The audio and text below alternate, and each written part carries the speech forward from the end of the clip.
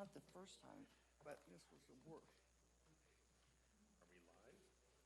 Testing? 2, 1, 2. Good evening, everyone. Can we call our meeting to order, please? All right, it is December 3rd. It is, 7:03. And in tradition, we always start our meetings with a prayer and a pledge. So could you all please stand, remove hats.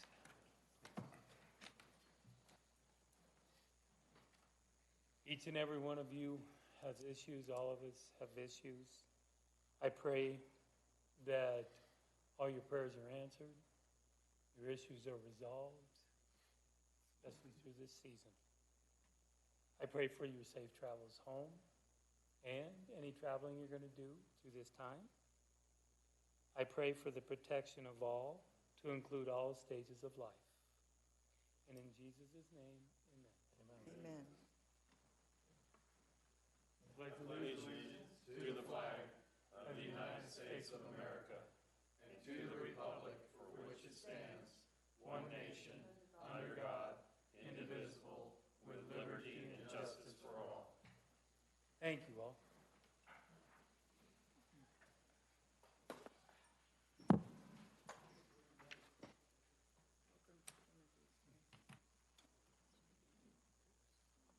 Okay. Wendy, please. Danny Wilcox. Here.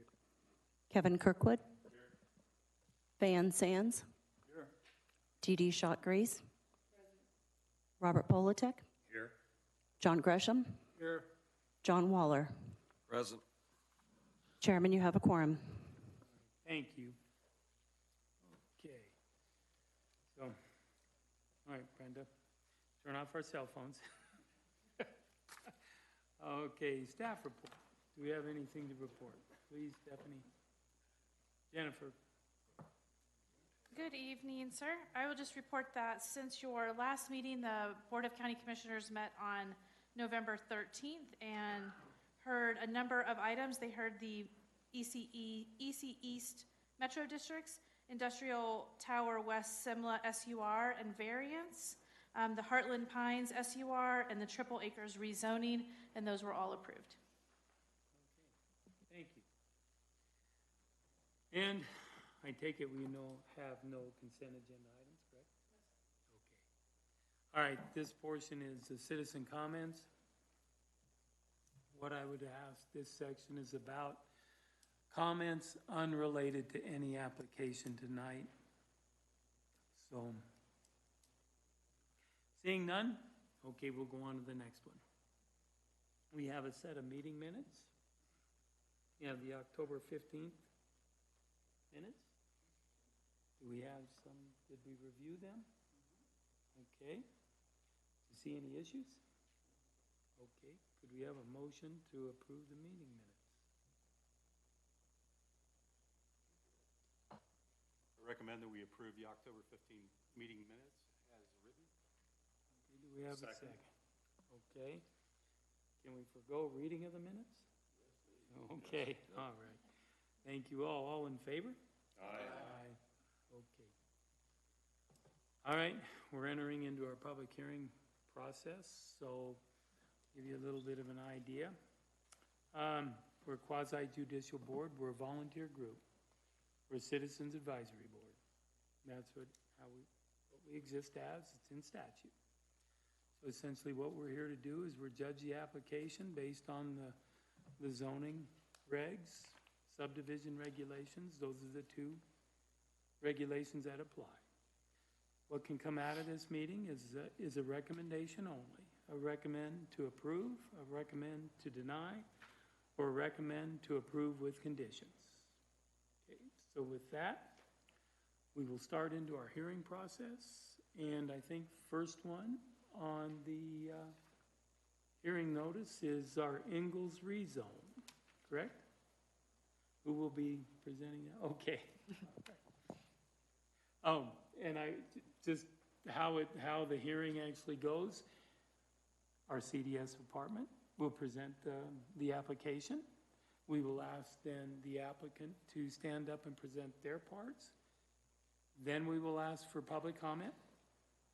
We will take all public comment, take notes, close public comment down, and then try to answer the questions that came up in public comment through interaction with the applicant and our CDS staff. And then after that, we will participate in a question and answer process, and then the final step, we will vote. Okay, sorry I didn't explain that initially, so thank you. Alrighty, good evening, everyone. For the record, my name is Kelsey Lanham, and I am with the Elbert County Planning Department. Tonight, I will be presenting the Ingalls rezone case number RZ-2024-2599. The subject property is located at 25995 County Road 5 in Elbert, Colorado. It is just over 40 acres in size, and the applicant is Camille Courtney on behalf of the property owners. They are requesting to rezone the entire parcel from agriculture to agriculture residential. Looking back on this project, they had their pre-application meeting back in April of this year. Their community meeting was held in June. Their referral period was July through August, and all noticing requirements met Elbert County zoning regulations. At the community meeting, there were 3 citizens present. 1 was in opposition and 2 were neutral. The major concerns was that the desire for the area to remain rural. Since then, no further public comment has been received.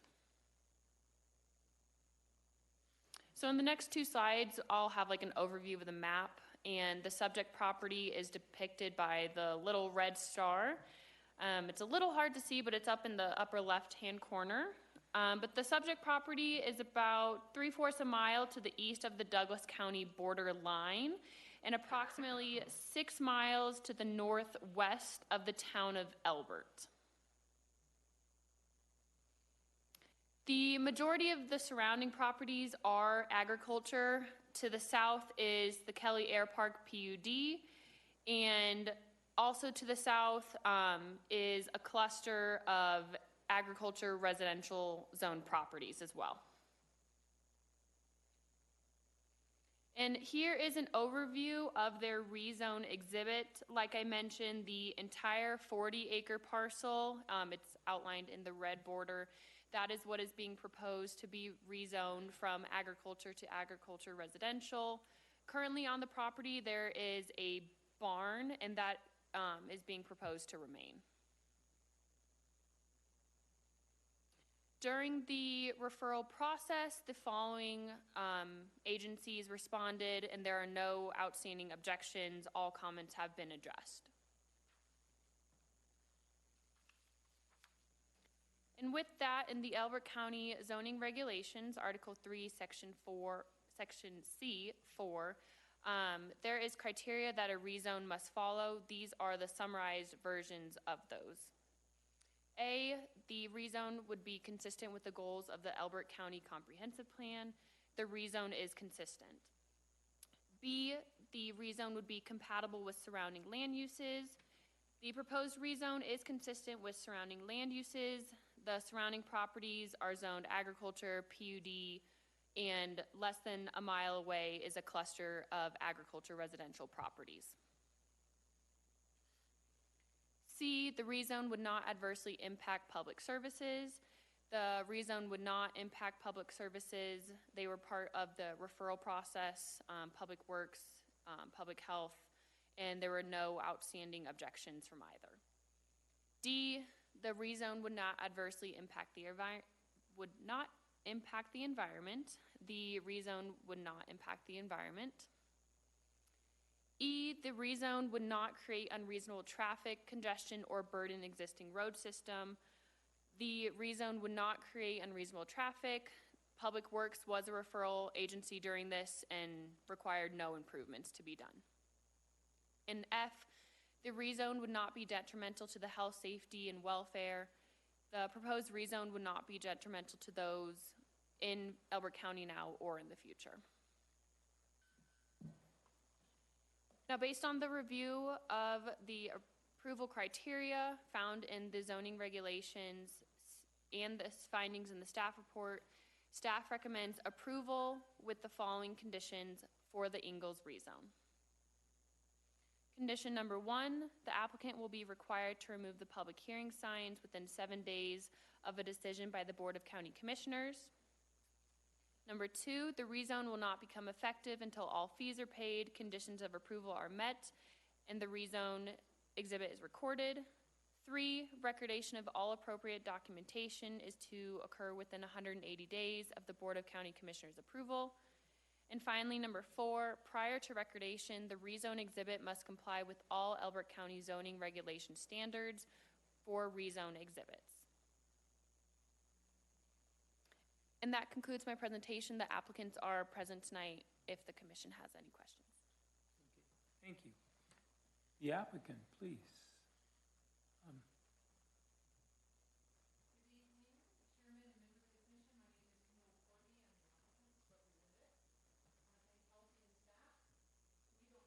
Questions about the conditions of approval? They're very normal and standard, so I'm here to answer any questions that you may have of us.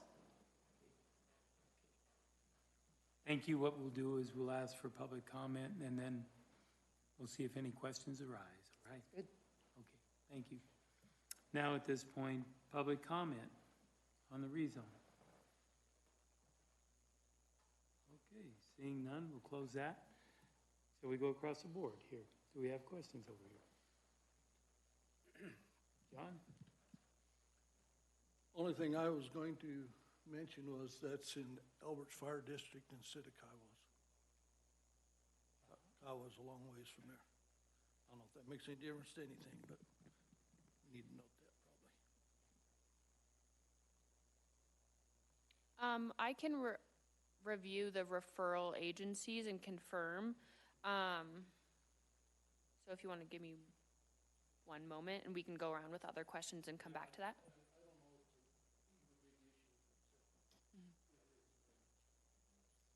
Yeah, good catch. Yeah, good catch. I really don't have any questions. I don't have any questions. Neither.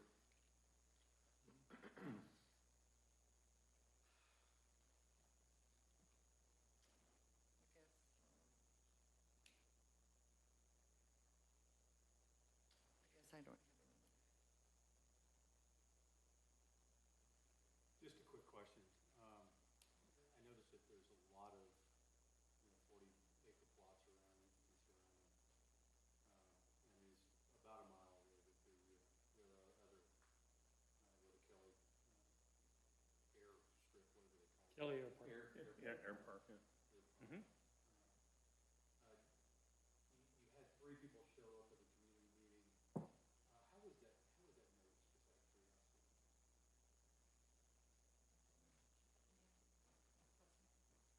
I can answer that. Actually, it would be, yeah, that would go to CDS. We're given a list by the assessor's office of all the people that live within a certain radius, and they're given a notification, and we have to have it out in so many days before the public hearing, and then we sign an affidavit, notarize that that was accomplished, so that's what we did. I was reading the regulations, and it seems like in this case, the quarter mile didn't really count a lot to the meeting. We just follow the code, what it's required for us to do. I think there was 13 different property owners. And the individuals that showed up weren't adjacent. Actually, they were quite a distance away. And I would note that just adjacent to this property to the south has also been changed from ag to AR. That was my only question. I was curious as to. Yeah. And then we, I'd heard that there might be some complaints from the neighbors about dropping it down from ag to RA. no, we just comply with the code. So your answer was the property directly to the south is also AR? Yes, it just went through. It was earlier, I think this year, yeah. Oh, okay. Thank you. For what? Property to the south. adjacent to the south? I don't know specifics about that property. We'd have to look into that. I don't know that off the top of my head.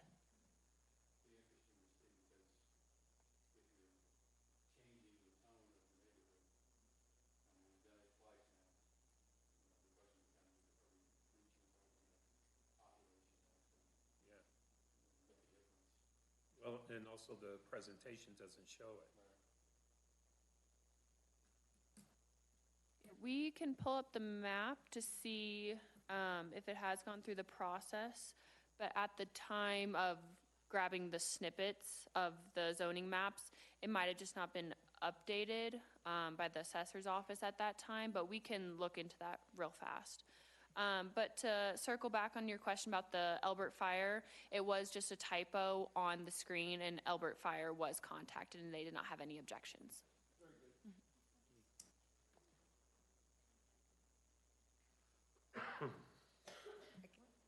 Kevin, you good? I did have a question. Did you reach out to the Kelly Air Park specifically? Were they in the, They were not within the required radius from the assessor's office per the code that I'm aware of.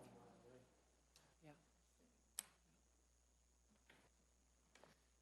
But it was in Ranchland News, and we did have a community meeting at the library as well, but don't. And there's giant yellow signs in front of the property. You've seen them. They're huge. 2 of them. I'm just concerned about any effect that it might have on the plane at the airport, so. How many miles away from it is? Well, per staff, I haven't measured it, but it's roughly a mile to the south of us, and we're on the west side. Yeah, we're on the west side of County Road 5, and they're on the east side, so the flight pattern is not directly over us or near us. I used to live in an Air Force base. We were right next to the landing. Yeah. Well, and Well, I considering currently in live Kelly in Airport, they're Airport. right next to the landing strip too. Yeah. Their homes are right there. Any other questions? I currently live in the airport, that's why I'm concerned about it. To go back to Commissioner Kirkwood's question about the rezoning, we just pulled up the map and it does not show any recent division of land or rezoning. And when the Mylars do get recorded, the assessor is pretty on top of that and updates it, within a week or two. So we are not seeing any division or rezoning for that property to the south of this subject property. To Robert, my point, we probably should check that validator, because the owner or the spokesperson did bring that up, so. I think just take it as it is, approve it. The records are correct. Okay, any further questions? Okay, can we call for a vote?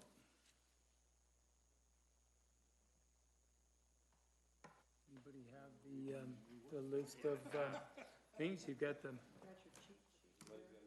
Everybody's got a cheat sheet now, so, Thank you. yeah, and thank you very much for that. I move that the Planning Commission makes a recommendation of approval to the Board of County Commissioners for case number SUR-2024-2522. Oops, I think we gotta go the one above. Please. Yeah, Oh, Ingalls rezone. Yeah, I wrote notes on one and read from the other one, so Okay. sorry. We're doing a really good job, but we're being efficient and improving the other first, so. hey, I'm good with that. We'll approve that one and we'll be out of here. Wow. That's, All right, Can retake. you make sure the stipulation to update the records and check the records is part of that? you wanna put a condition on it? Condition. Okay, well then draft the condition.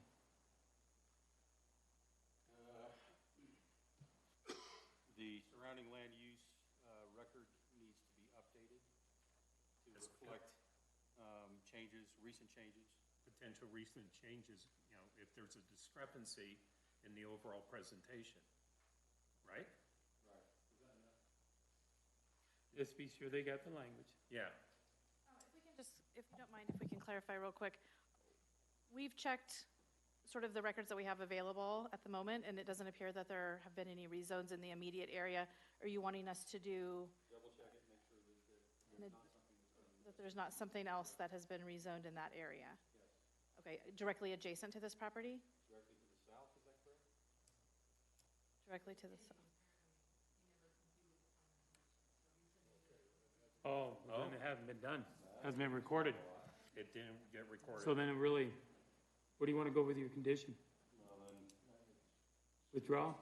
yeah, we'll withdraw. Yeah, Okay, withdraw. okay. All right, take two. Shoot. I think Ready, you're on Kelsey? three now, Robert. All right. So I move that the planning commission makes a recommendation of approval to the Board of County Commissioners for case number RZ 2024-2599.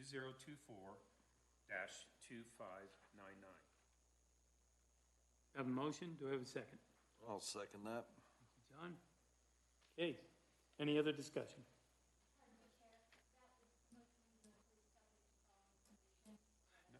No, we withdrew the condition. The existing conditions on the, okay. You want us to include that? So is only the additional condition withdrawn, but the 3 standard conditions about recordation? Yes, Yes. those are all included. The only Those thing are- we're withdrawing was a condition that was proposed. Regarding the, Thank you for clarifying. Okay. yeah. Okay, so we've got a motion, we've got a second. Any further discussion? Hearing none, all in favor? Aye. Aye. Thank you. John? Yeah. Okay, thank you. The next one is Christmas in the States. Is that you, Jennifer? Yes, sir. Okay, thank you. Okay, the next item tonight is an SUR called Christmas in the Sticks. This is case SUR 2024-2522. Quick summary, the subject property is 40 acres located on the south side of Highway 86. It is zoned agriculture. And the SUR request is for an amusement entertainment venue, and we'll get into some more details of what that includes. The approximate location is about 16 miles east of Kiowa on Highway 86.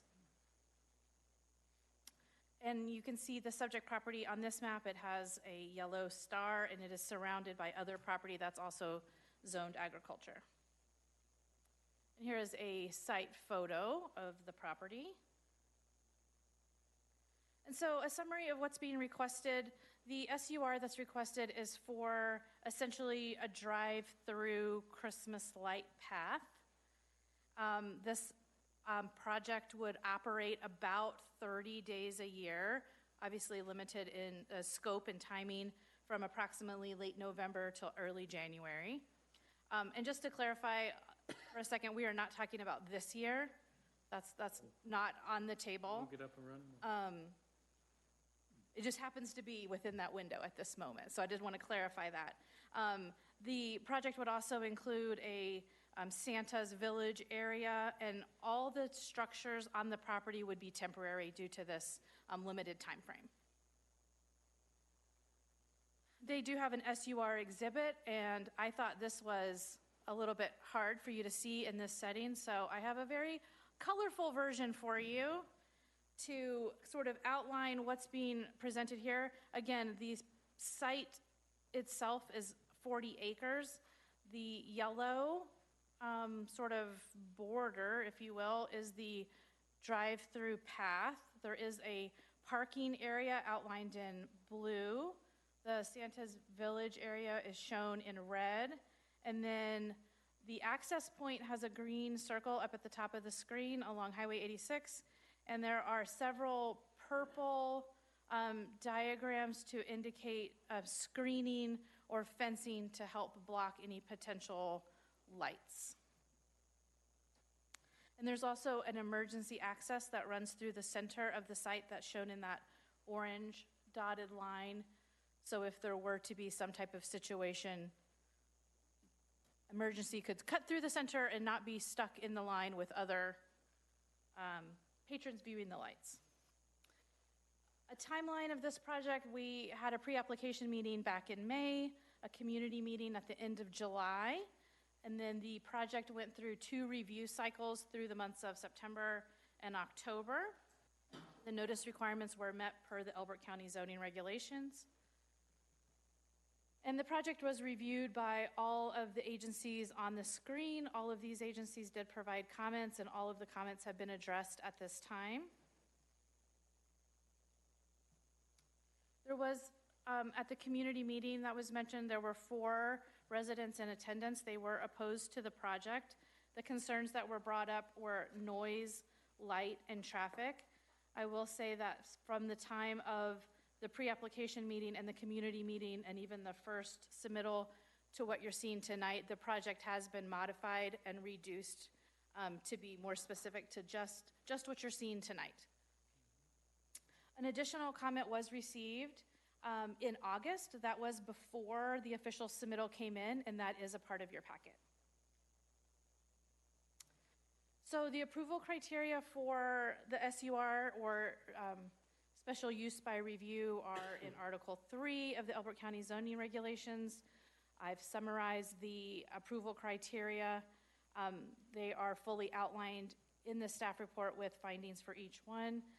Criteria A is that the use is in harmony and compatible with the surrounding area.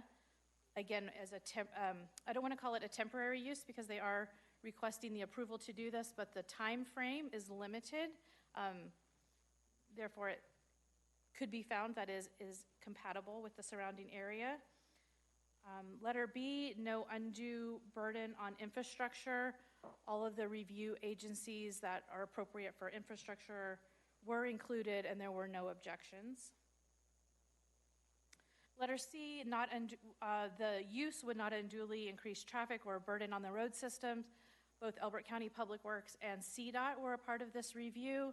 The applicant has received an access permit from CDOT and worked pretty extensively with them about how this process would need to work with them and what their requirements are, so they will be required to meet any CDOT requirements.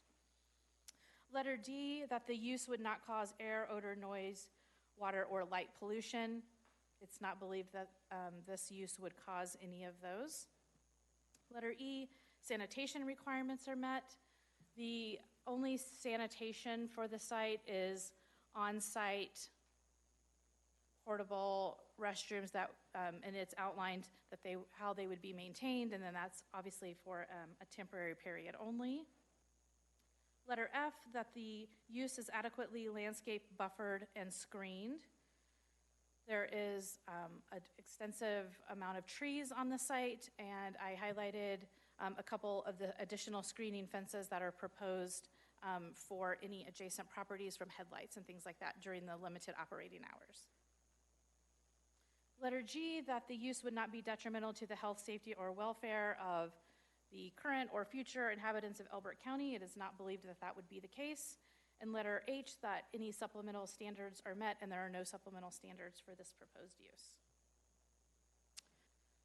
Therefore, based on the review of the approval criteria found in the Elbert County Zoning Code, review of the application and the findings in the staff report, staff does recommend approval with conditions of the Christmas in the Sticks special use by review. The 3 conditions that are recommended are the typical conditions that you often see, that the applicant will take down the public hearing signs following a decision by the Board of County Commissioners, that the fees have to be paid, approvals of conditions have to be met, and the exhibit is recorded within the appropriate time frame. That concludes the staff presentation. Staff is available to answer any questions. The applicant is also present to speak or answer any questions you may have. Thank you. All right, the applicant, please, if you could.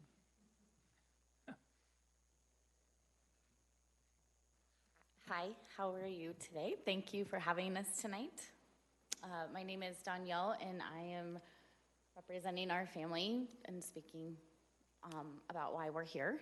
So we really love Christmas, and it's been a dream of ours to be able to build something like this. My husband's from Texas, and this is a pretty common event, thank you, that happens out there. So we just thought, how fun would it be? So we have ran out of room in our front yard, and so we wanted to get more area to be able to do that. And also, we love the amount of people we get to meet, the community that it brings together for people. And, you know, the Lord put this on our heart, and He placed us at this property, and we are just really grateful for that. And so we're just following what we believe is our calling, to be able to bring community together and to just be a blessing. That's really what our hope is for being able to go forward with this event, because we just love the joy it brings people. Overall, I know sometimes, as you mentioned in prayer, this can be a difficult time for people, and we want to eliminate that with just a small thing they can come to do. And part of what we're hoping for is on the second half, when people leave, they get to hear the true meaning of Christmas, and we have a plan on how to hopefully get to communicate that to people in a what's the word I'm looking for? Sorry, this is very nerve-wracking. In a way that is palatable, if you will. So, that's it. Do you have All right, anything to add? thank you. What we'll do is we'll call for public comment. Okay, great. And be prepared to answer questions if we have some, okay? Amazing, thank you. All right, thank you. At this time, public comment on the SUR here.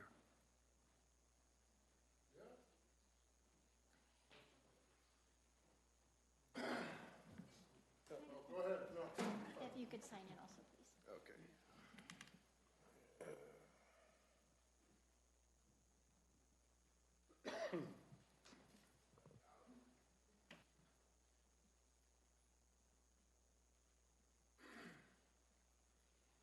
And if you could, your name, your address, and normally what we like to do is if you could keep it to 3 minutes, please.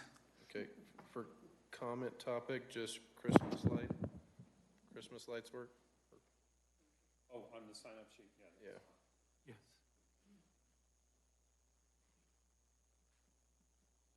Hey, Jennifer, could you throw the map back up, please? Absolutely. So, I found out about this project a couple months ago, I guess. I was pretty excited about it, to be honest. I'm sorry. I'm Jared Russo. I live near Freeze Road and County Road 110, down the road. It was a couple months ago that I became aware of what they were planning to do with the Christmas lights and so forth. And I love Christmas. I love Christmas lights. I love Christmas light drive-thrus. I was born in Texas, and we actually used to do those things. So, go figure. And they've got a few I've seen in the area around here before. I think probably one of the biggest thing that excited me on it was talking about doing kind of cowboy Christmas light, ride through. So, people can come and bring their horses and their trailers and ride through like a Santa's village and a Christmas. Like, how freaking cool in Elbert County is that? Like, I mean, I do a lot of dirt work, and so I meet a lot of people, and I've mentioned it to some of my customers. They thought that was the coolest thing they'd ever heard. Like, we go multiple times to go ride there. That seems like the most awesome thing ever. It's like, I got friends that'll go from all over to come do that. People always looking for excuses to come and take their horses on a ride. But at night, to see Christmas lights and drive right through some terrain, like how amazing is that? I think, kind of a cool thing. We have somebody that's willing to kind of go out on a limb and, provide something like that to the county. I think it's, good positive exposure. It's a kind of an Elbert County thing, right? Especially with like a horse riding and stuff. We do rodeos and everything else, and I'm always more than happy to have people come and bring their money to our town and support us however we can, right? So, I don't know. That's my thought. I appreciate your time. Thank you.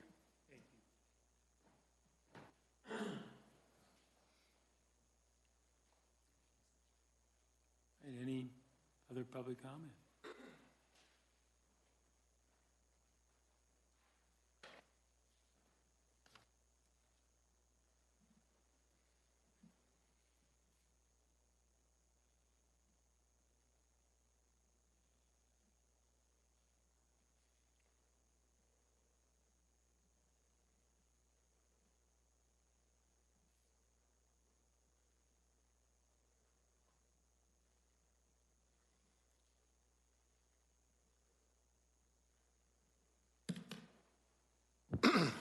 My name is Sean Snelling, and I live off of County Road 105. I was at one of the previous meetings and got a chance to hear the sales pitch. The previous map, if you could bring that up. The map's pretty clear. It's ag and houses.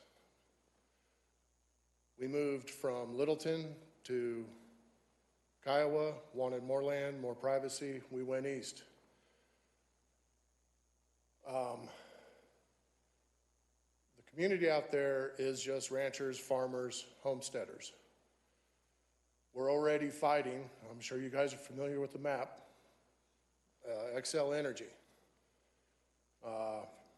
Learning that there's large swath of land that's been sold off to a developer just to the west of us. We understand the sprawl is coming, but all we can do is stand and fight as the best we can. We moved out there for the rural and to get away from business. Now, I'm not going to try and point fingers, but a lot of this is a little misleading. The permit right now is for 40 acres. They actually purchased 120 acres. So at the last meeting, they commented about how this was a Christmas thing. Using their own words, they said if this pans out, they would like to expand, do stuff for other times of the year, for October, figure out different holidays. They told us, their own words, expected traffic of 200 cars per day. Now, I don't know if it was Elbert County or if it was CDOT. They've already done a traffic survey at that exact location because the previous owner tried to open up a business there also. I don't know the details. We went to that meeting, but they ended up pulling out and selling the property. All I can say is we don't want business out there. And once 1 foot gets in the door, it's a special use permit, but it's a business. There's no plans to build a home. There's no plan to be a part of the community other than they say they want to give back to the community. There's no giving back. It's a business. And once one gets in the door, it's all coming. So, but truth be told, like I said, those are the words that we were told before, and I'm saying now that it's being scaled back. That's today. I don't know anybody who goes into business to get smaller and not grow. So, I like Christmas lights too, but I go to the city for that. Pardon me, Chair, that's 3 minutes. All right, thank you.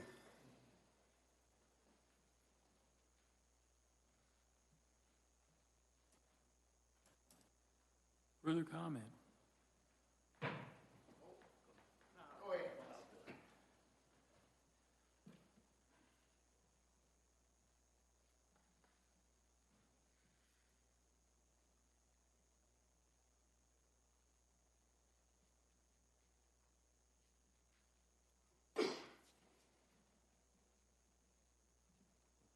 I think you can read it.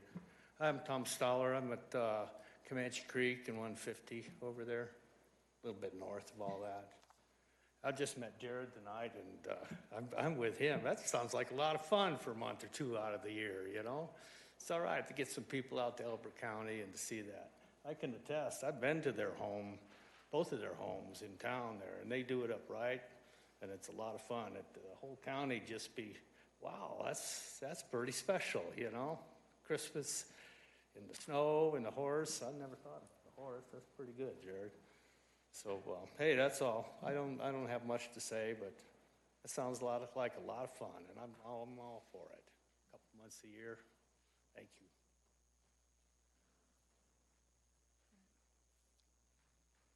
Another one over here.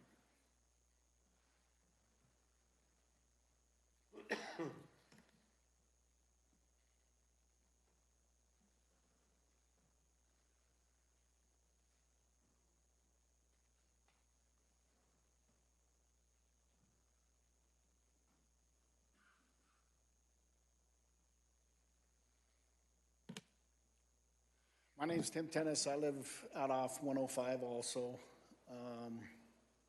I can see back into where they're doing all this Christmas thing here. I don't have a problem with Christmas. You can go look, my house is all lit up right now. I don't have a problem with that. The problem I got, like I said at the previous meeting, they're counting on 200 cars. 86 ain't long enough now. Now we got people want to bring horse trailers and horses, right? It's just going to get bigger and bigger and bigger. Until they can accommodate, there's no way to accommodate all the traffic, all the cars, horse trailers, trucks. And then in the snow, and then it's right out my back door. You know, I'm with Sean. We moved out there. I lived in Kiowa. I came from Parker to Kiowa to out there with my horses, with my cattle, just to get away. I keep having to move further and further out because everybody keeps moving in, moving in, moving in. I get it. You can't stop progress. I get it, right? But we moved 18 miles out, you know, and then it's like, I know it's going to be a big thing because I work by the one down there at PPIR. The drive-through lights that they got down there, the traffic from that exit, and it's like in between Fountain and Pueblo, right? Middle of nowhere. The traffic goes from that exit 5 or 6 miles up I-25 to go see these lights. Us as a family used to go to that one in Ellicott, that piece of junk one in Ellicott, because there wasn't anything close. I get it. Everybody likes Christmas lights. You know, I think they're going to get more than their 200 cars. I really do. I mean, I think it's a good idea. I think they would bring a lot of people out there. And like he was saying, they were, you know, they're doing Christmas. Well, at the original meeting, you know, they wanted to do weddings. They wanted to do, you know, they had all these other things they want to expand on. So it's not going to be limited to Christmas. I don't buy that at all. You know, you get into Christmas, you start making a ton of money. Hey, we'll start doing weddings. Hey, we'll do Easter egg hunts. We'll do, you know, they're just going to keep going and going. You're going to bring more cars out there. And that's my home. That's where I got my horses. That's where I ride my horses. That's where I got my cattle. I'm just trying to protect what I moved out there to do, you know, and that was to be out there with my animals and just be away from everybody else, you know. That's it. So that's about all I got to say.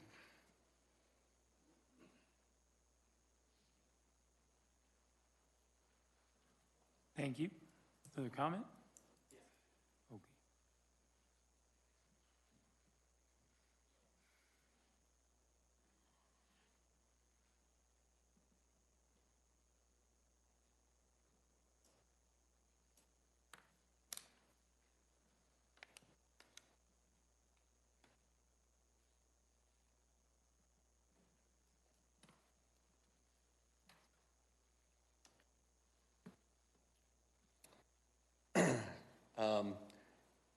I'd just like to say, well, first of all, Josh Newton.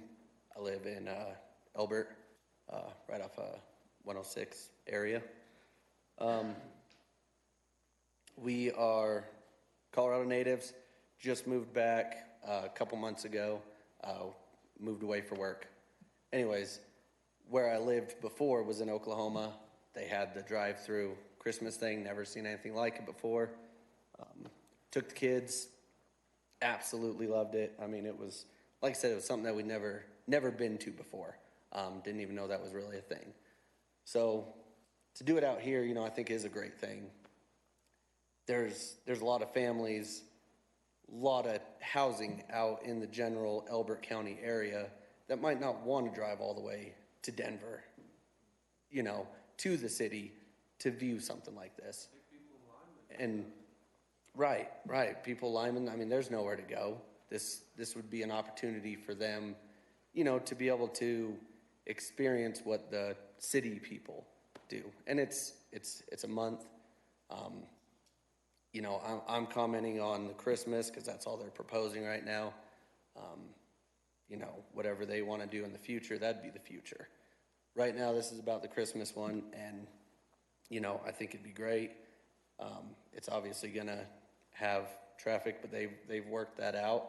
And, yeah, like I said, I think it'd be a great thing.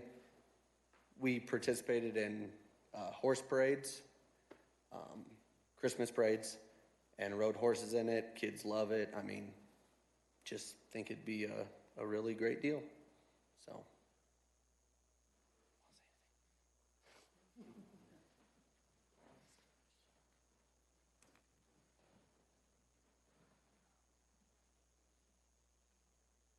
Thank you.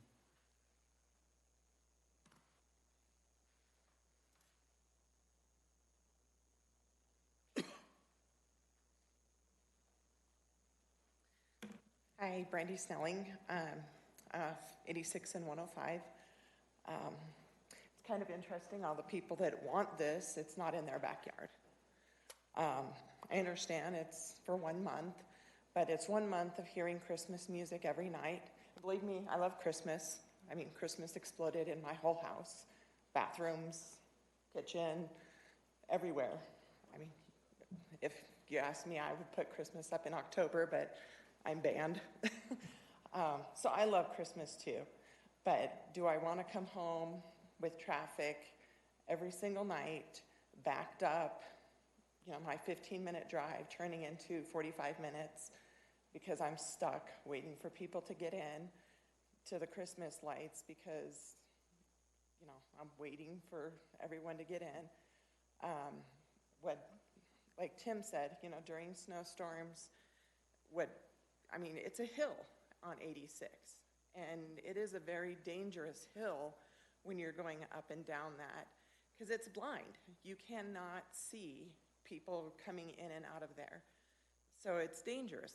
I mean, yes, I get that they did a CDOT survey or whatever, but it is not safe. I have a 19-year-old who gets off of work and has to come home at 8:30 at night, and I do not want her to get stuck in traffic waiting, trying to get home in a snowstorm. So do I want this in my backyard? No. So there's going to be traffic, there's going to be excessive noise because they were going to have Christmas music blaring. And yes, I love Christmas music too, but it's completely silent out there. And that Christmas music is going to be excessive, even if it's quiet. I mean, I can hear the neighbors' goats. I can hear the cows. And I love that. I mean, that is great. But do I want to hear Christmas music all the time for a month, 2 months, 3 months? No. So it's great. Yes, it's wonderful that it's great. But do I want it in my backyard? No. So thanks. Thank you. Usually you get one comment. I already spoke, but I have a question.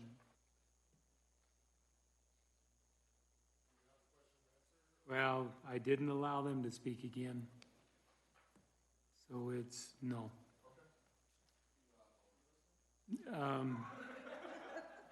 Yeah, no, go ahead. You can stand up and make a comment, but that's it. You and that's it. Up to the microphone. I mean, yeah, I get y'all's concern about traffic. I think everybody doesn't want bad traffic. But, I mean, I'm sure y'all have policies in place to make sure that they mitigate that properly.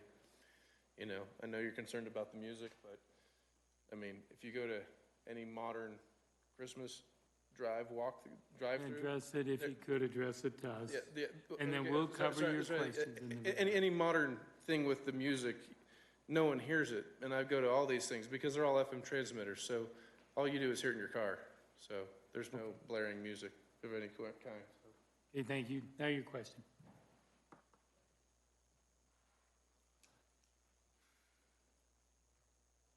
So I'm just curious on this map, how many other special use permits for businesses are there out there?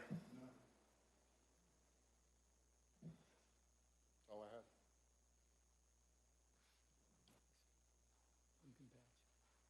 Pumpkin patch. Well, it's on 86.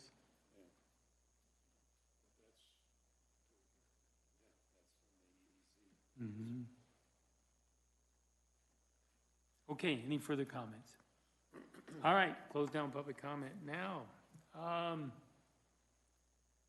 Let's see, we had a few questions come out of this.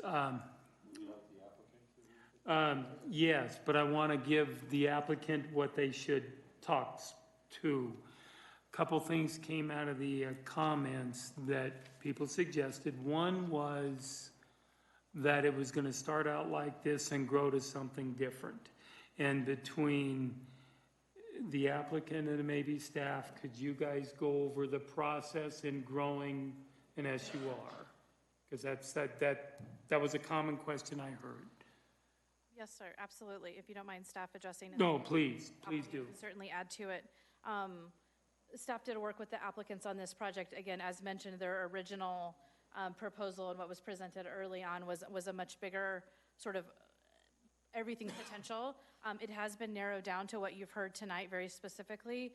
The notes that you see on the screen, I know they're a little bit hard to see. This is a clip from the actual SUR exhibit, and these are notes that are specific to what would be approved tonight, and it is very limited. It is limited in the days, the number of days, the season, the days of the week, and the hours. So those are all parameters that are already proposed to be in place. There are some other items even about, the parking and the lighting and the sound and things like that are also regulations that are in place in addition to these. And so I did want to point out that these are on the exhibit and would be, the applicants would be held to these. And so anything different, if they want to expand in the future to another holiday or something in the summer or whatever, it would require an amendment to this SUR or an additional SUR. So it would come back before the Planning Commission, come before the Board of County Commissioners, as well as go through that review process. There is also, as you all know, in place with an SUR, if complaints, if there were issues, you have the authority to bring it back before you to see if there's right to put another condition or see if there's some way that it needs to be addressed or revoked in the future. Okay, thank you, because that kind of answered my question as to what they needed to do to expand. So that's what I was trying to get across to folks, because that limits your possibility of growing unless they come back before they can. So the next one was a concern, I think lighting was brought up, but I think there was mention of shielding. So if you could speak to that, please. Yes, sir. Can I speak to the other part too, or should we just move forward from No, that? please do Okay, speak to okay, that. yes, sir.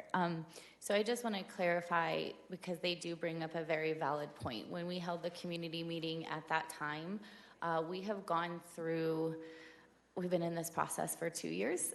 We were in Douglas County, and then we came through at a different property location that we did not end up obtaining. And so this is now our second time, or a property now that we have owned.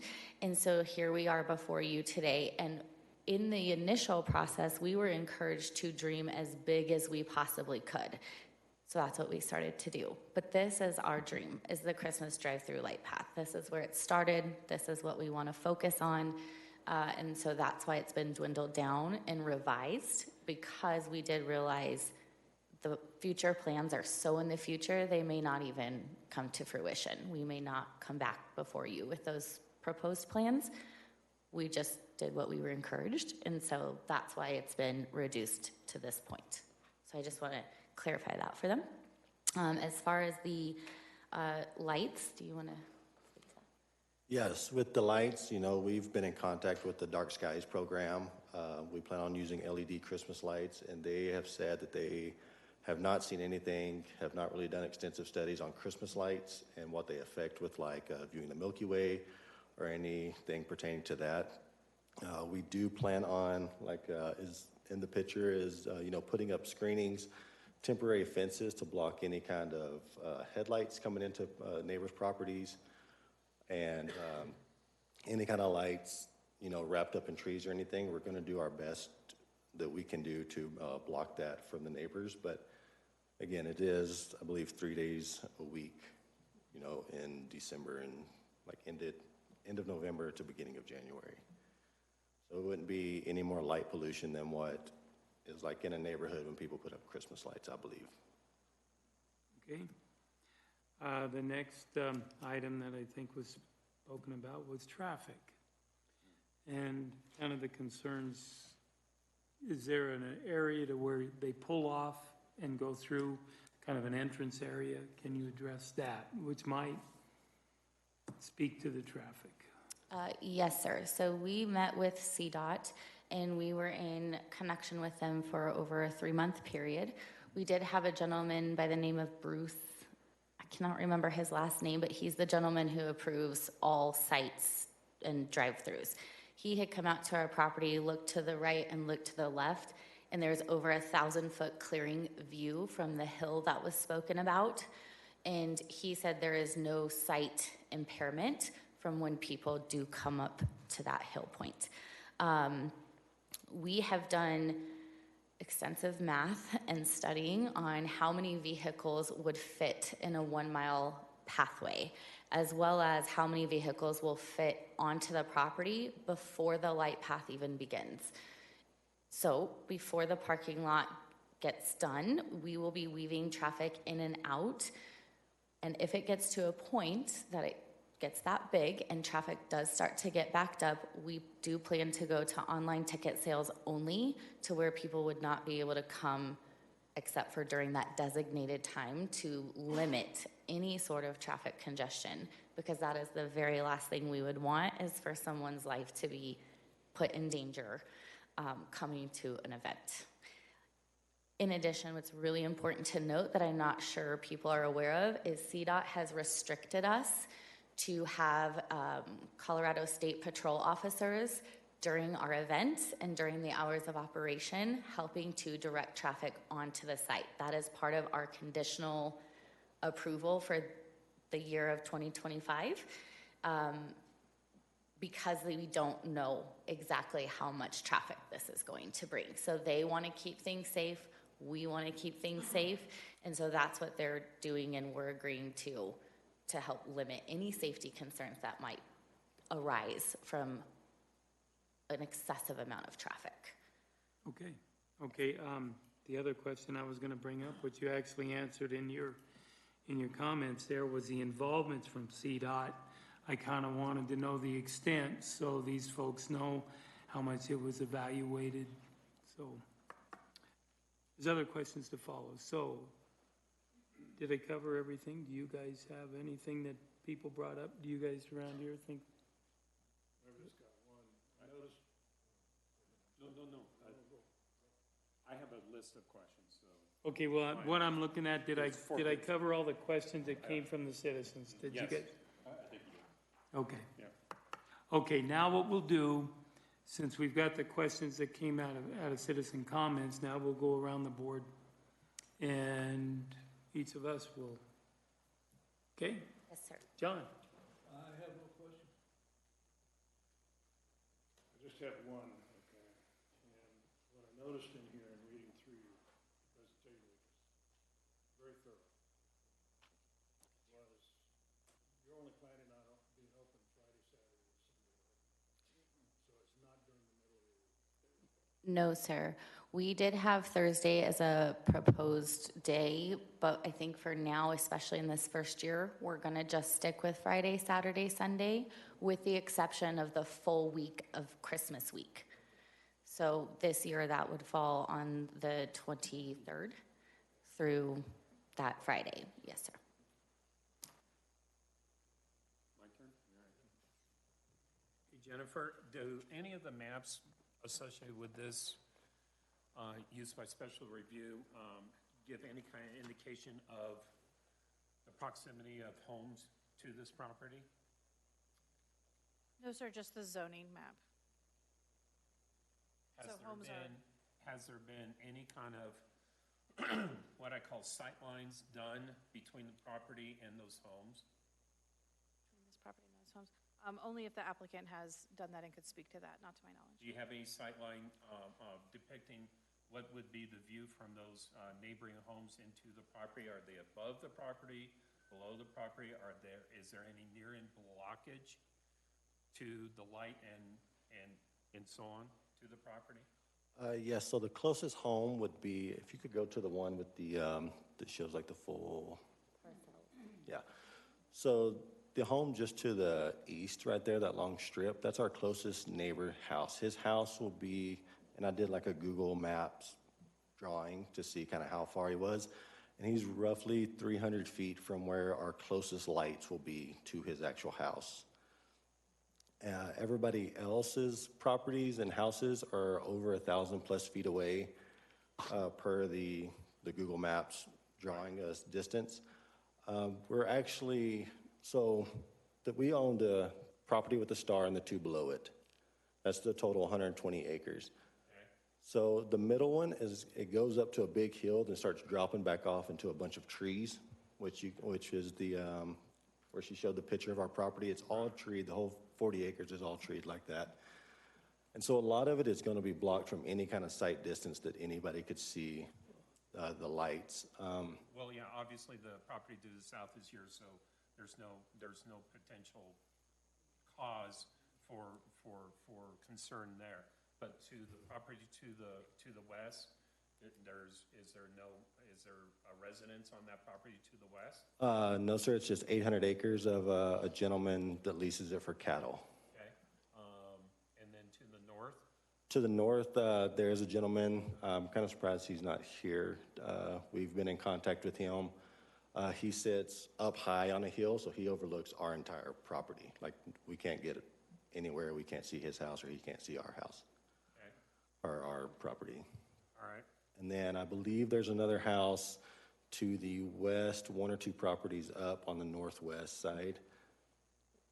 There's a house there. We haven't, I'm not sure the address, but we haven't been able to catch that person like coming in or out when we've been out there.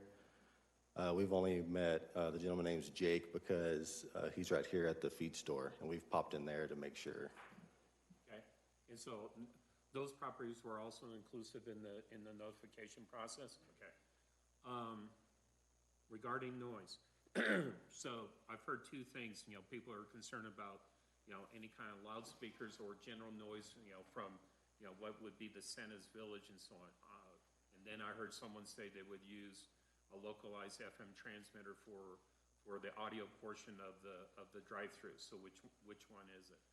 So our ultimate goal is to have, when you drive through, you come into like a scene. So like Frosty the Snowman, let's take for instance, and the song Frosty the Snowman be playing.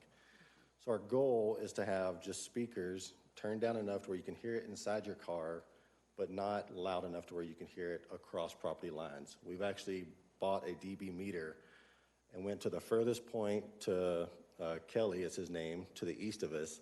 I went to his property line, we got in the car and turned the radio all the way up as loud as we could. Yeah, and inside the car, the dB meter was reading almost 100 dBs inside the car. At his property line, we were down to like 30 or 40 dB, which I believe Elbert County's is like 45 to 50 dB during that time.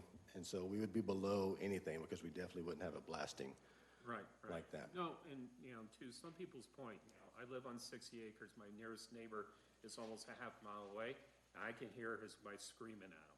So, it doesn't take much, and depending upon which way the wind's blowing, for people to be able to hear it. And when you have that amount of traffic in conjunction with, potential speakers, if they're not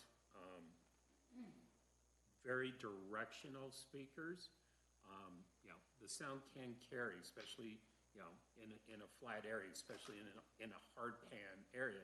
The noise will travel. So, I do sympathize with, the potential of how you will be able to handle your noise abatement, per the regulation, great. But if people aren't happy with that, that's not being a good neighbor, in my opinion. Just one thing to that, I'm actually working with the audio guy to our church that we attend to make sure that we get really directional speakers, because the last thing we want to be is bad neighbors when it comes to music at night. And so that is something that we are working with and figuring out at the same time. Okay. You addressed, I saw in the application, and also you verbalized that, regarding traffic concerns and/or, any kind of congestion, you're going to have state patrol there to help navigate that. Site profile, noise abatement. When it comes to creating the path through the property, and, and just being able to, maintain, air quality, are you planning on laying down road base, or are you just gonna grade the existing dirt? We plan on grading just the existing dirt, keeping it as natural as possible, except there are, like I said, there are hills throughout the property, so of course there is snow out there right now. We would want to keep it safe and not muddy for everybody and track mud onto the road, so we will road base some areas, but again, that's like very few areas, but keeping it as natural as possible as we can. Okay. In the normal conditions associated with acceptance, I wrote down A, and I can't remember what A is. Compatibility to the area. That's where I have the greatest heartache. Within our county, we have an EDZ, the Economic Development Zone, which basically is from Kiowa West. And I understand, your passion for this and wanting to do something that is, again, we have the patch, which has been very successful, and I think they've done a very good job, when it comes to, maintaining the operations without a, great impact to, the surrounding areas. I'm just trying to get my arms around having this that far east of Kiowa, considering the neighbors out there, and I'm not sure if this is compatible. I don't know what else you can say to me that would help me, and especially with how that determination was made, that, for some people, and this is just my opinion, I can be corrected if I'm absolutely wrong, but, for some people, this could be as challenging as, having a caravan circus come into their neighborhood and operate for a month. That would blow my mind if that happened to me out where I live. So that's the challenge I have with this kind of situation. If my neighbor, decided to do something like this, even if it's 3 days a week, especially during the Christmas holidays when you're having family and neighbors, coming to your house and they're going, what's going on next door? That's where I'm having a hard time accepting this idea. So I don't know what else you can say, but, that's just my opinion. I know we have talked with, at the community meeting, all of our neighbors, our direct neighbor, Kelly, we've talked with him. He's brought up his concerns about things, because I think him being right next to us will kind of impact him the most. And, he's brought up his concerns, and we've showed him and laid out everything on what we plan on doing to mitigate any nuisance that might pop up. And I mean, he seems okay with it. He's been one, he's like, I'm not thrilled about it, but it's your land, you know. You can kind of do what you want with your land. And especially, you know, like I said, we're putting up screens to block light. We're figuring out ways to get traffic off the road as quick as possible so it doesn't cause traffic. If there is snow on the roads and, you know, like just this past week or two, the road was shut down, we're not going to open and risk anybody's life driving out there. You know, safety is our number one concern. We want to make sure everybody is safe, even on and off the property.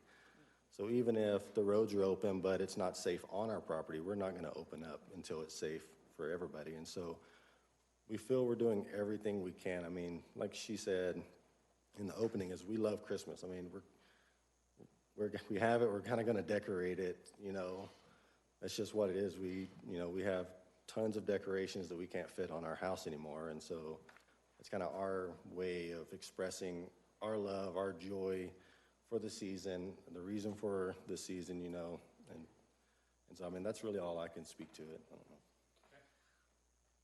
I just wanted to review that we did look at multiple properties. We did look in the EDZ zone at 3 different properties, and unfortunately, they just were not going to work out for the landscape of what we are trying to do because of how hilled it was or how open it is, and it's right there on the highway. So the landscape of that without the trees, without natural screening, that was one of the reasons why we did not go in the EDZ zone. We did put the offer in when we went through the first meeting with Elbert County to go through the review process, or the initial meeting, and we had put the offer in. That property was better, not still as landscaped with buffers, but it was at least off the county highway, so it was actually off of the Kiowa Bennett Road where the new development is going in over there. That is the property we had initially wanted to propose this for, but unfortunately, again, that fell through. So as we continued to look and we got this one, we thought, well, this would work in a better sense because of how treed it is. So we are not planning to do it out in the second and third, which is where our neighbors' houses are, and they would be able to see it. So we did go to Jake's store 4 different times because he is not, in answer to your question, I'm a very honest person. Jake was not, who's the house to the north of us, he was not on our radius report. And we were shocked by that. We were like, why wouldn't this be on the radius report? So we went, and we got it directly from the assessor's office. We followed code. I'm going to use that lady's word. And we tried to get in touch with him. Kelly is actually the gentleman who told us who he is and where he works. I met his mother, Connie. I met 2 other employees of his because of how many times we tried to go in and contact him. We got on 2 separate phone calls with Philip, who is also a neighbor that is not here right now, and he's the property with the thick and L shape, to try to talk with him about any concerns he had. So we have been very open to feedback and to trying to listen to what our neighbors are saying, and that's why we have ended up where we have ended up. Yeah. I have another question, okay, because you can't see it here. Mm-hmm. See it in the picture. Mm-hmm. This is all tree, right? The starred property, the first one, yes, sir. This is where it's going to be. Yes, sir. So it's all tree. Yes, sir. So it's not like it's open property, open land where. No, sir.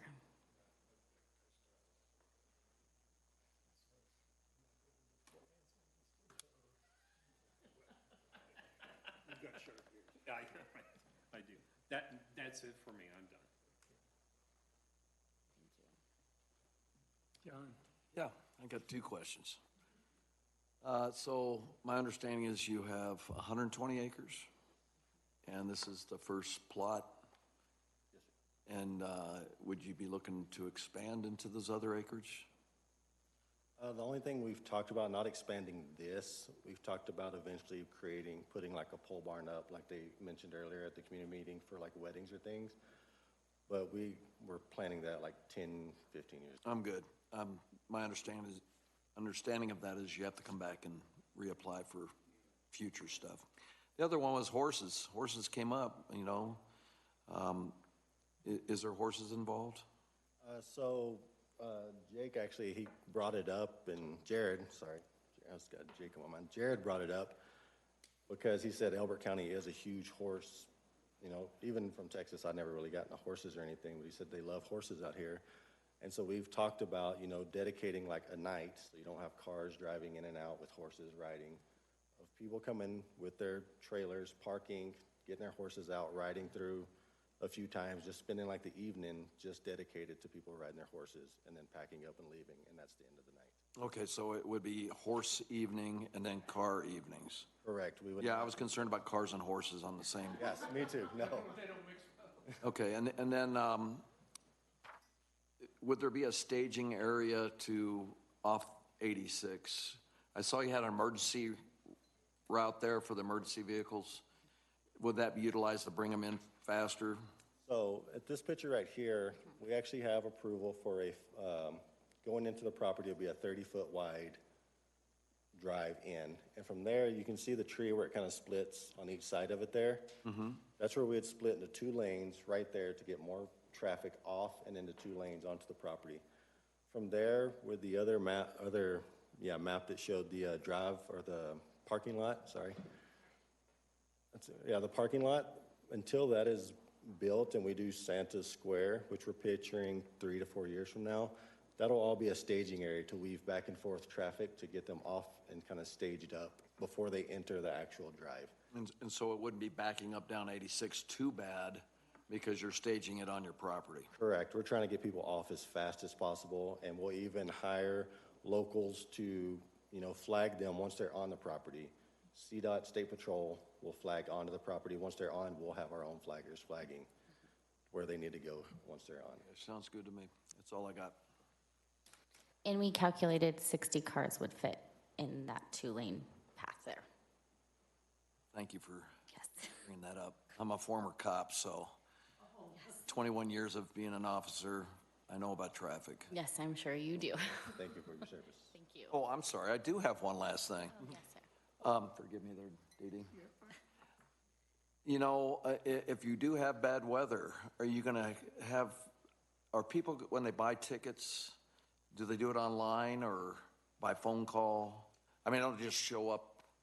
Right. So initially, it'll just be kind of a first come, first serve, come in and drive because it is out there. Like sure. We're not expecting 200, 300, 400 cars coming the first year. But when it does shift to online purchases, that's what we'll do is we'll create a website, we've actually been in contact with a website designer, start doing online purchase tickets. In case of severe weather, that ticket will be rolled over to the next open day that they purchase. Thank you.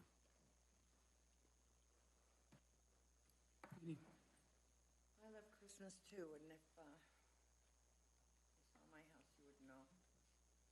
I put as much of Christmas in my 10 acres as I can put. But I will tell you that I was in Vegas for a while, and they have a huge one of these. And it was awesome, and it was a lot of fun, but it was so noisy and so congested when people, I mean, it just, when they first opened it, I think they had no idea how much they were gonna, how successful it was gonna be. And they weren't quite ready for that when the first couple of years it was open.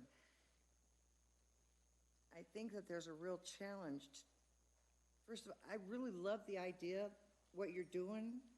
Probably be one of your first customers, but I like John, I'm really concerned about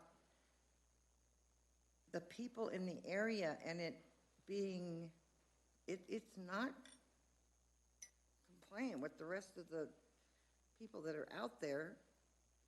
I mean, I guess it's not gonna hurt the cows so much, but I do think that there's other people that it is gonna affect, and I'm not real thrilled about that either, and I'm really worried about the traffic.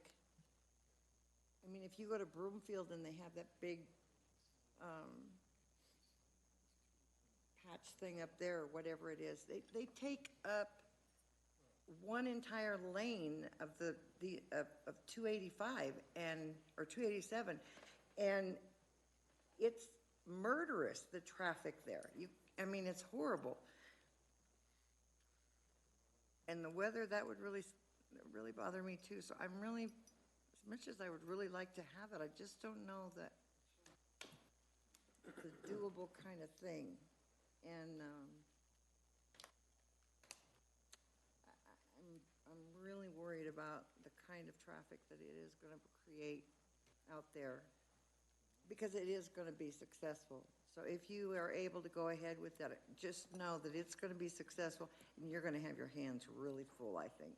I'm just really concerned about all of that. I don't even know how you could afford to put a full-time state patrol guy on duty either. I mean, that's going to be an immense expense.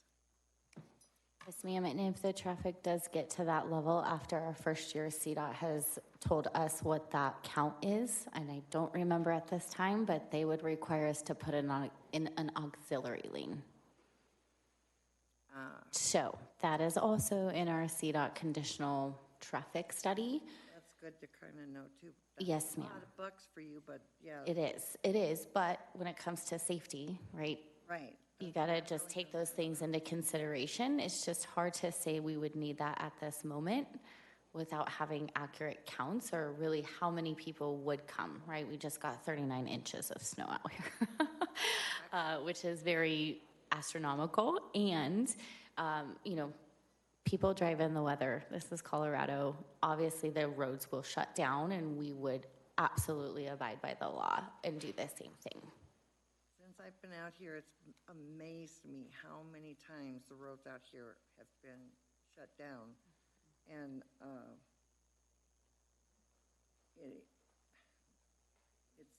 there's people who work at the school district who go from here out that direction on a regular basis, and they've been stranded more than once. So I don't know.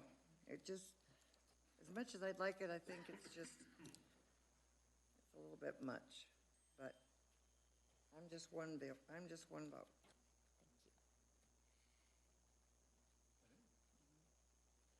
So, just a couple of quick, easy questions. What's the average speed limit on 86 back there? It is 65 miles an hour. How many actually do 65 miles an hour? We cannot answer that question, but I know what you're getting at. I figured the answer. I knew the answer already. Sure. You mentioned that there was 1,000 feet of view before the hill. What that equates to is about 40 cars on that road. So my question becomes, okay, so you're monetizing this event, monetizing this drive, I'm assuming. And so you're gonna stop folks, collect a fee for the first few years while this is going on, and you're gonna create a choke point at some level. And so the open question becomes, somebody flying up over the hill at 65, 70 miles an hour, probably not 85. They're going to come into a back end of a bunch of stop traffic, and you're going to see wreck traffic.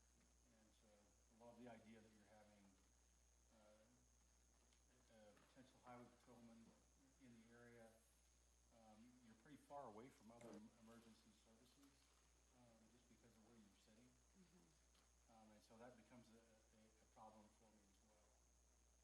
Direct compatibility. You're sitting in the middle of a number of fields. You got cows in there. They're not going to care. Horses might get have fun being spooked a little bit. Gives them an excuse. Yeah, it does. And the wildlife in the area, which is probably another draw for folks that are coming out there, will be impacted, right? They will be driven away from that at some level. And of course, they'll get used to it as well. But the next question becomes the noise, right? So I don't care what you do. Robert, you were correct. You could hear a whisper from a neighbor, 300 yards away in some cases.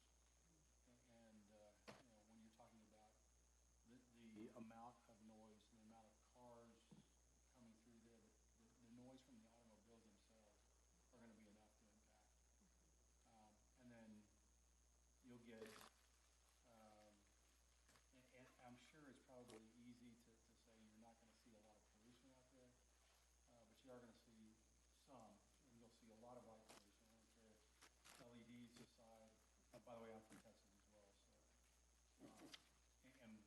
get into this. Another comparison that was done was, you know, people want to drive to the city to go through and see lights. And wouldn't it be cool to do this in the country? Yeah, it probably would be cool to do it in the country. But you don't have the congestion of population, so you're creating an artificial area for people to come view. And so to me, that's kind of problematic as well. I love the idea of taking horses through there, but again, traffic problems become the next round of that. Because if you're talking, you know, a 2-horse hauler or a 20-horse hauler, you know, you're going to be backing up even more than with just regular car traffic when you go through that. I'm not asking you a lot of questions. I'm just giving you where I'm coming from on this. So if you can make me feel comfortable, you didn't make Robert feel comfortable with your answer on compatibility, I could tell, because he was still itching a little bit. I still don't believe it's compatible with your area. How can you assure me that it's compatible? Well, we also plan to do a Christmas tree farm at some point, and we did not include that in the SUR because that's not something that is needed for a special use review. And so that's where we're also getting to the compatibility piece of staying true to the agricultural section of this area. We also do plan to plant wildflowers to recreate the ground. I think we did put that in our proposal because we really are trying to be as mindful as we possibly can of this area to not disturb it. I mean, I even asked him, he's a hunter, and I was like, what about the deer? How are we gonna keep the antlers from getting, you know, caught in our Christmas lights? Because I don't want a deer to be running around with, you know, obscured vision, or be in that area, in that type of space. So again, I understand what you're saying. It is seasonal. It is only 24 days. I know it says 30. That's because of the week of Christmas. But, and again, with weather, I don't think it would be open that full entire time.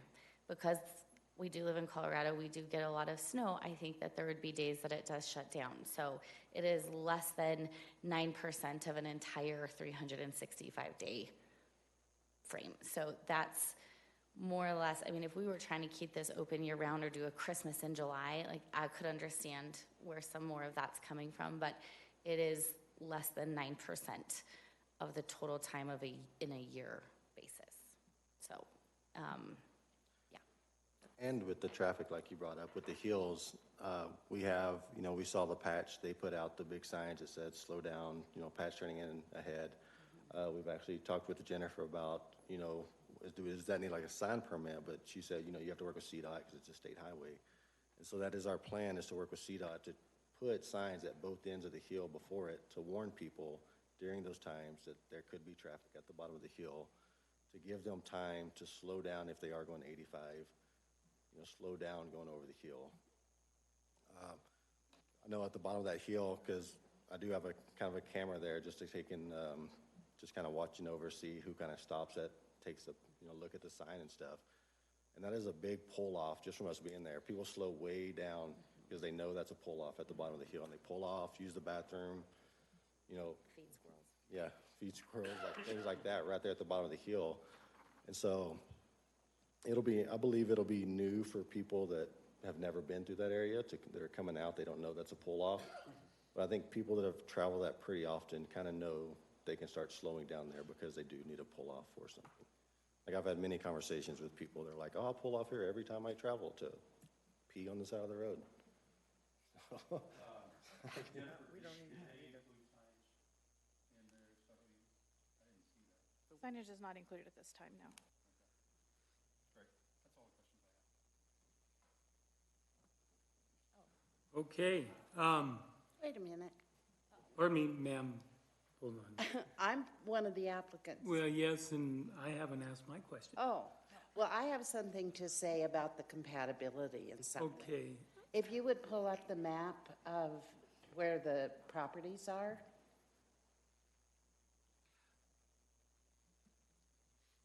My name is Vicki, by the way.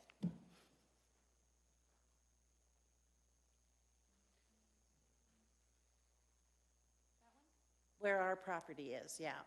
Okay, so where the star is the only portion of our property that will be impacted by the Christmas drive-through. As you look at that, that's flat, but the first part of the property is down low, and then the second part and the third part, you go up a hill, and then it goes down. So That's near in blockage. Okay. He explained that. Okay, well, the two properties that are here tonight are down in that gully. So they won't even be able to see the lights. They won't be able to see them at all. The other person that is directly west of us, he'll be able to see them, and so will Kelly, the property that is right next to us. But the other two that we were to notify are down, and they can't see them. There's only 5 properties in that surrounding area. There is no more people that are out there. Okay. Okay? Okay, thank you. All right. I think got our questions answered, correct? All around here? Okay, 2 comments. One, Jennifer. We have an ordinance on the books or a regulation that covers noise. Yes, sir. What does it say? I can pull it up. I can't quote it off the top. Well, does it give a decibel limit of any kind? Does it? Yep, I have it, actually. I have that Okay. information. Sorry, one moment.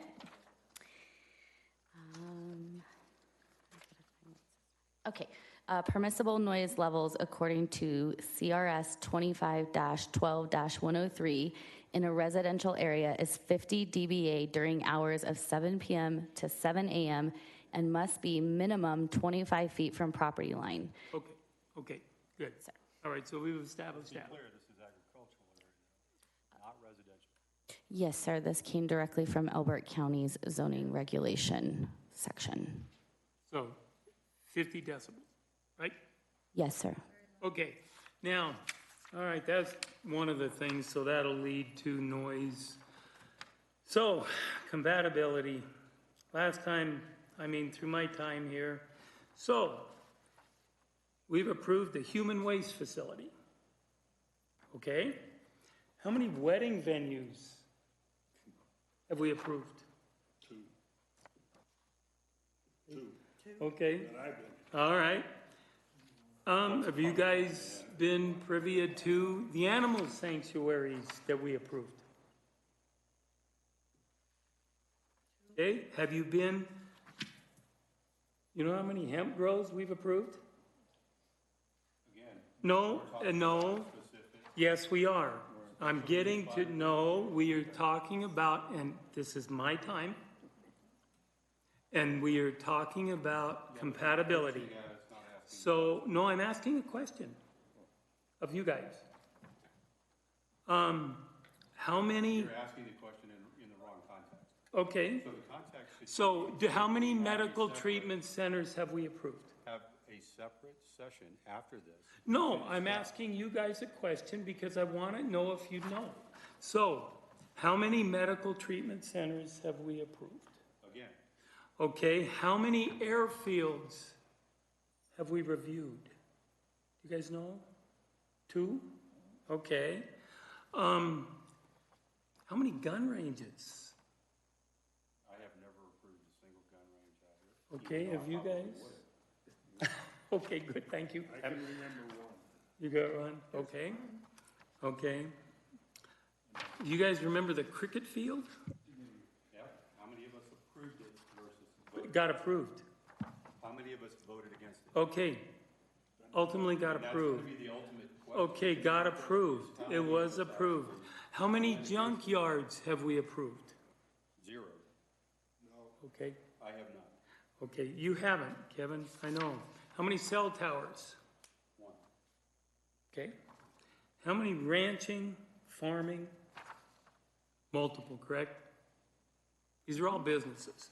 How many propane yards have we approved? 0. No, we've approved. I haven't approved any. Okay, I know you haven't. You're asking personal questions, though, No, I'm just good, thank you. How many auto and truck repair facilities have we approved? 0. Okay? Auto truck repair facilities.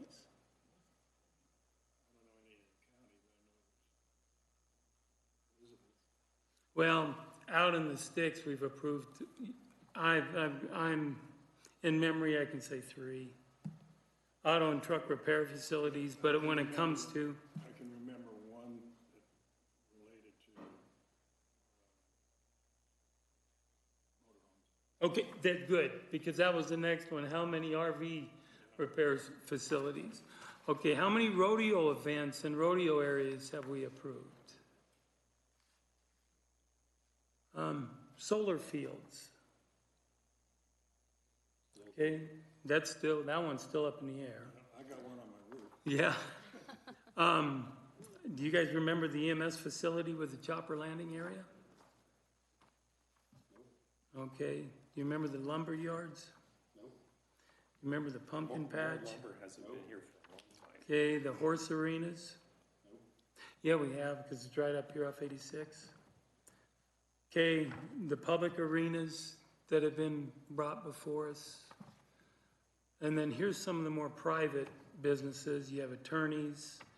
We've got ostrich farms. We've got llama farms. And the last one is a trailer repair facility. So here's what we're getting to. And what I'm saying is that, you know, we approve all different kind of things. And it looks, and they've come through this board. So when it comes to compatibility,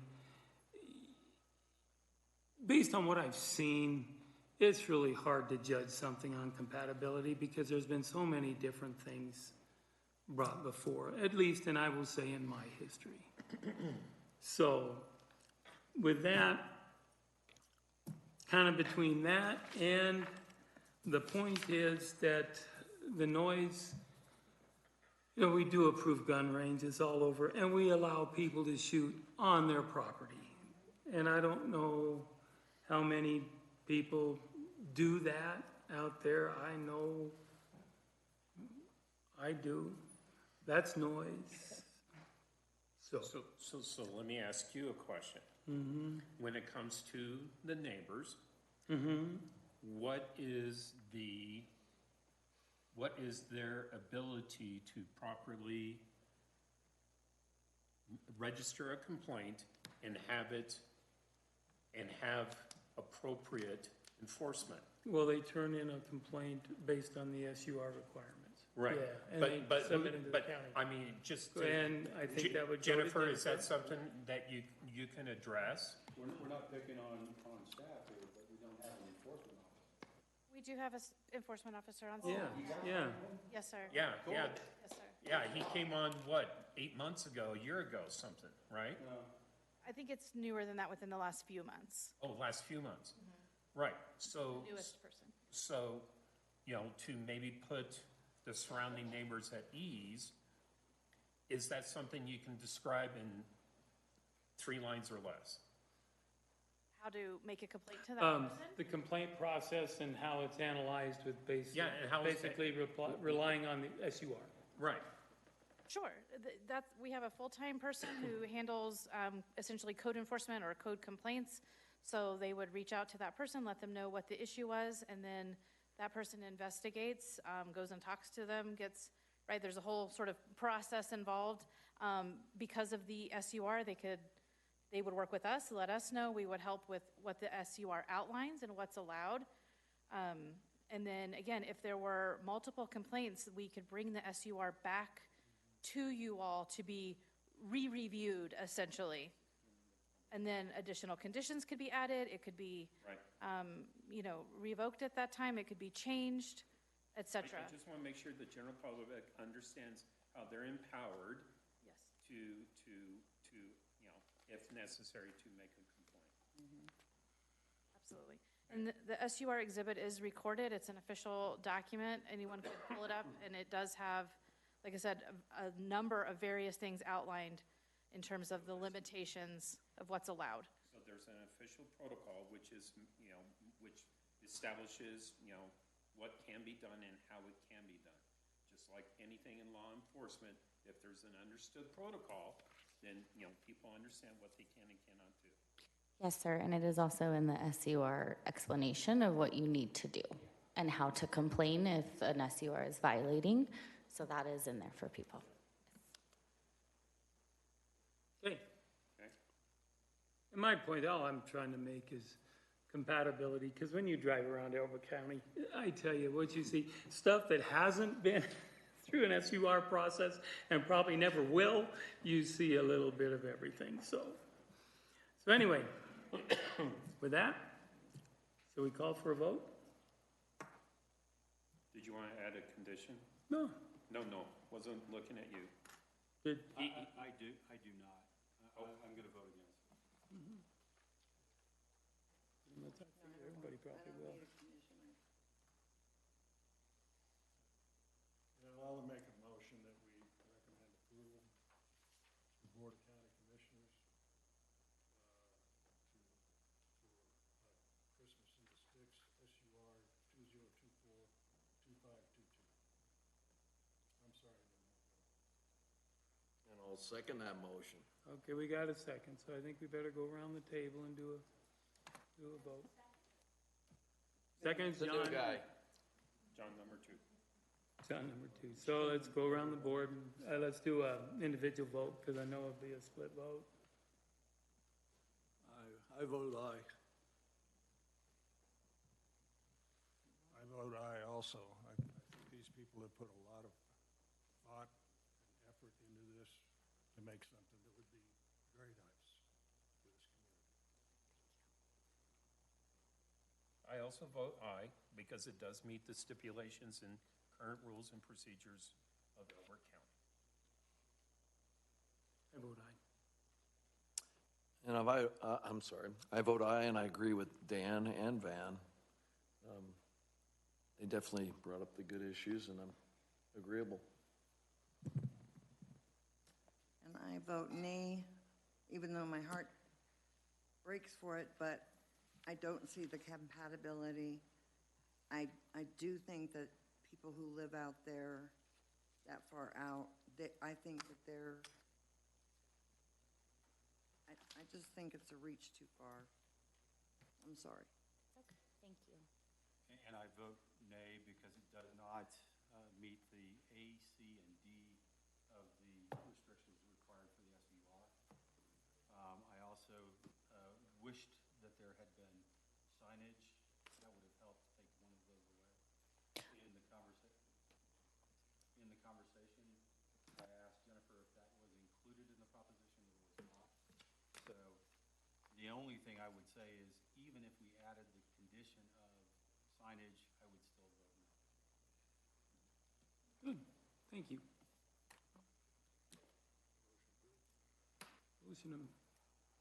Motion approved. You've got the vote, correct? Okay, thank you, folks. Can we call for a, what is it, adjournment?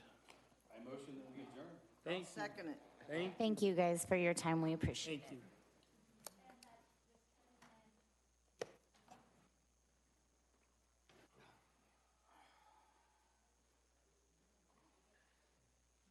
If you had been in Vegas when I've been out there, and they put that thing Did the out cell there tower one as the biggest. Oh, we have, there are so many.